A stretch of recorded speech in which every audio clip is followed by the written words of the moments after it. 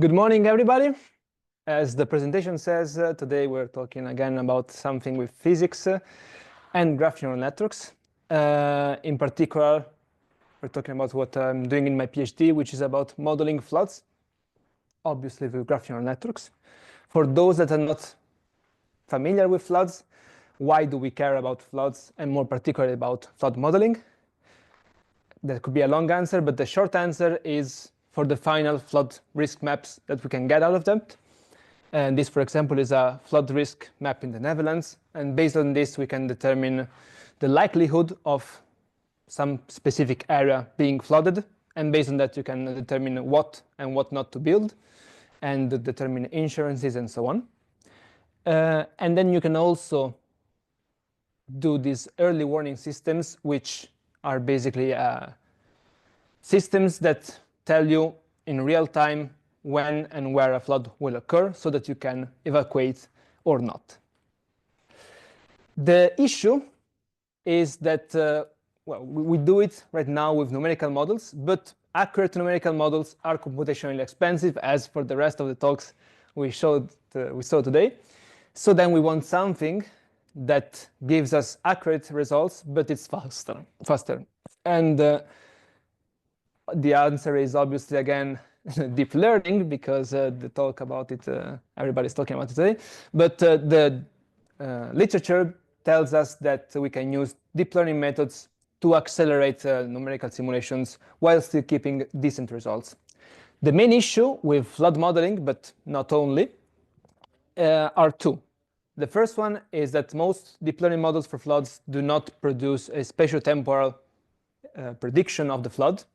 And this is relevant, for example, for some kinds of floods in which it matters not only... no worries. It matters not only which will the maximum flood depth be, but also when will the water arrive to a specific point so that you can organize evacuation strategies. Will this work? Oh, no. But so that's why you need to learn the spatiotemporal evolution and not just predicting, for example, the maximum water depths that you get out of the simulation. But the main issue is that most simulations, most deep learning models do not generalize over unseen topographies. What does this mean? Is if I train a model in Delft, it will not work in Amsterdam, because even if the topographies are similar, the inputs that the model is taking are very different, and so you will have to retrain again the model. And to retrain the model, you need to run new simulations, which defeats ultimately the purpose of having a faster one, because you need to run the numerical simulations again. So you want to have a model that generalizes on different case studies or different topographies. And obviously, since I put them as gaps, we're covering both issues with this GNN model. Now, there's a lot of information, so let's first give an overview of what the inputs and the outputs of this framework are. As for every flood model, we're taking some static inputs, which basically represent some properties of the domain that do not change over time, like topography or land use. And we have some dynamic inputs, which are basically features of the flood that we want to model. So basically, this will be the values of, in a specific case, water depth and discharge over time. So water depth, amount of water, discharge is sort of the velocity of the water. And we want to predict how water depth and discharge evolve over time. First, at the next time step, so we start from an initial condition with, for example, no water in the domain. And then we say, okay, if we give some water, how does it evolve? At the first time step, so after an hour, after 2 hours, depends on the model characteristics, we see how water depth and discharge evolve over time. We take this output as a new input and repeat this process recursively, using always the predictions as a new input until we cover the desired time prediction horizon or a specific space. And how do we go from time t to t+1? You can use a numerical model, obviously. But we won't do that because they're slow. We do it with a graph neural network model. I won't go much in the architecture because it's a standard encoder process decoder architecture as we saw before. The key point here is why are we using a graph neural network and where does the graph even come from? You probably have already the answer seeing the previous talks, but I will give you either way the motivation. So in numerical models, we simulate floods by discretizing mass and momentum conservation over a mesh. And this gives us this system of equations that we solve in a direct or iterative way that tells us how water moves from one cell to the neighboring ones. So each cell represents a portion of space and the characteristic of that portion of space. And then solving these equations, we see how water moves in space and time. The issue here is this delta t that is generally very small for stability constraints, which makes the simulations very long. So the idea is, OK, what if we could approximate this summation term here for any time step, big time steps? Then we will get some sort of equation that looks like this, where we change a bit the name of the variables, but the structure is the same. And now, instead of solving this, we are learning it with a function f. And if you're familiar with graph neural networks, you know that this is a specific instance of a graph neural network in which the graph is the dual graph of the mesh, as we saw before, in which the nodes represent cells or portions of space and the characteristics that are present on that portion of space. So you can have as features the elevation of the cell, the amount of water in the cell, the velocity of the water in the cell. And then solving this system of equations here basically will tell you how water spreads from one node to the neighboring nodes. Just that instead of solving mass and momentum, you're learning mass and momentum, sort of. The issue in this specific version of the model that we had was that basically this function that you're learning will somehow learn an average speed of propagation of water. So if you use this equation here, you spread water from one cell to the neighboring one. If you repeat this equation another time, you go from one cell to the neighboring one, to the neighboring one, and so on. So for k times that you use this equation, you reach k hop neighbors of your graph. The issue is then, how can we model floods that have very different speeds of propagation?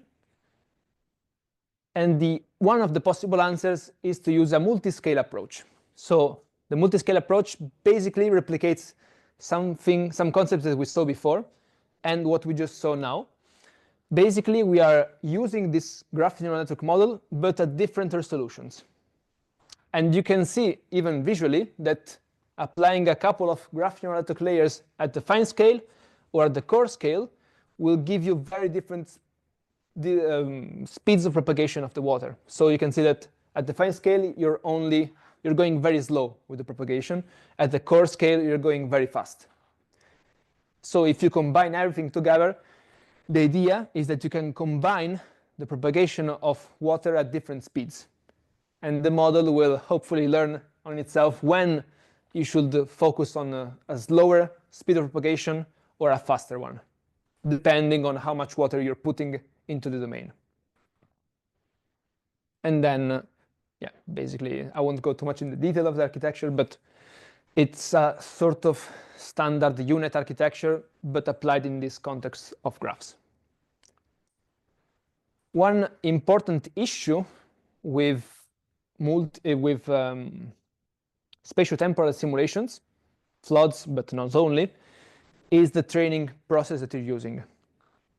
So because you're doing a problem that is both evolving in space and in time, you want a loss that can account for errors in space and in time. A classical loss would be doing the prediction of water depth and discharge, the error on water depth and discharge from time t to t plus 1. But we can do it also from time t to t plus 1, and then from t plus 1 to t plus 2, and so on. And we can get a loss function that looks like this, where the number of time steps ahead that we're doing the loss upon is based on this value h here. This brings to another issue. There's always issues with graph neural networks. In this specific case, if you have too big of a prediction horizon h from the beginning of the simulation, what happens is that you have so much loss accumulated by recursively doing these steps, this loss over time steps t plus 1, t plus 2, t plus 3. Basically, the loss will explode right away, and you will not be able to learn anything unless you have an extremely low learning rate. So what we did to avoid this issue is to use a curriculum learning strategy, in which basically you progressively increase the number of time steps that you're predicting over in the loss. Let me show you visually how this works.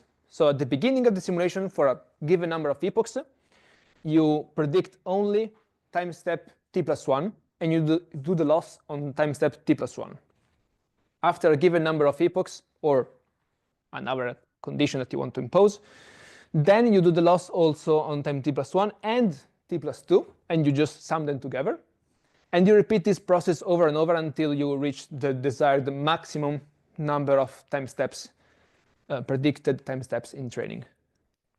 Until basically you eventually reach to a point where all of your inputs are predictions that you made yourself, and your predictions are obviously also predictions. What is important in this training strategy here is that now the model is learning to correct its own errors, because the model will now learn that if you start from a slightly wrong input, you should still get the right output. And then basically the model becomes more robust to wrong predictions that the model itself does. Because the model is never going to be perfect. This value here of water depth and discharge is never going to be perfect. You're always going to have some discrepancy between the true value and the predicted one. But in this way, your model is learning to disregard having slightly wrong inputs, because then the model will still be able to figure out what to do. OK, so this is the model and the training process. How did we validate this model here? With a dataset of numerical simulations, 100 of them, of dike breach floods. So basically, you have dikes or levees that are basically, in the most simple case, elevated terrain that protects us from rivers or from the sea, and can get damaged or breached, and then basically water comes into a protected area because it was originally protected by the dikes. And when this happens, you have dike breach floods. For each of the simulations, we're using a set of time-varying boundary conditions with different peaks and different locations of the hydrograph, which more or less look like this. So it evolves over time, gets a peak, and then decreases. Each simulation has a different terrain, has a different location of the breach on the boundary, has a different mesh. And each simulation is 96 hours of simulation, so it's 4 days time. And the time step that we're going from t to t plus 1 is 2 hours. This could be any time step that you want. The larger you go with the time steps, the faster your simulation will be. The smaller you go, well, it depends on what kind of outputs you want, but you don't need to go too small. And this is how one of the testing simulations looks like. So this specific mesh terrain boundary conditions have never been seen before doing training. And you can see the ground truth value given by the numerical model of water depth and discharge, the predictions of our model of water depth and discharge, the differences in space and in time. And this is how it looks like. It's running, so it's good. Yeah, you can see that there are some errors in space and in time. If you see again the simulation, do you? Yes. But overall, the patterns of where and when the flood will reach are well preserved, and this helps us understand which areas, for example, to evacuate first or later. But this is a synthetic dataset, so we also tried applying the same model on a realistic case study here in the Netherlands. There's a dike ring between Utrecht and Rotterdam, so basically an area encompassed totally by dikes. In this specific case, because the area, the terrain, and other characteristics were so different from the training ones, we used one fine-tuning simulation and tested on having the bridge on different locations while using very different boundary conditions from the training ones. And you can see that the model still understands overall well when and where the flood will reach to the specific locations in this case study. There are some errors, but again, you have to consider them on a more applied perspective, in which 50 centimeters of error over 2 meters, it's not that important. You're still getting flooded. So you want to understand if you are getting flooded or not. And the last thing, before I will skip some numerical results, but the last thing is, okay, we have a model that works, but is it faster? Obviously, otherwise I wouldn't be presenting. Yes, we have, these are the two models with and without the multi-scale component. And you can see that for different levels of complexity of the model, you can get a better trade-off between accuracy, in terms of error or accuracy, and speed. So you can get models that are in a bit quite good in terms of accuracy and also quite good in terms of speed, up to like 1,000 and more times faster than a numerical model. And you can see that the multi-scale model that takes into account this different spreading of the speed of propagation is better than the non-multi-scale component. And one thing that is not reported in here, because I'm running this experiment now, is that this scales even better with bigger case studies. So bigger case studies and larger time steps. So you can get to up to 30,000 time steps, 30,000 times speed up. So that's it. So we created this graph neural network model, which I didn't go too much into the detail, but is inspired also in the equations of the graph neural network model from the shallow water equations that we're using in numerical modeling.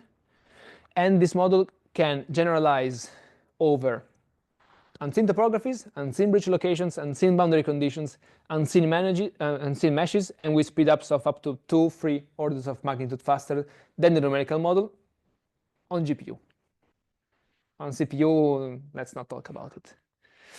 And then what we're trying to do now for the last concluding part of this PhD is to apply it for another real case study, but for probabilistic analysis, where we have to run a lot of simulations, and then it's very useful to have a model that is this much times faster.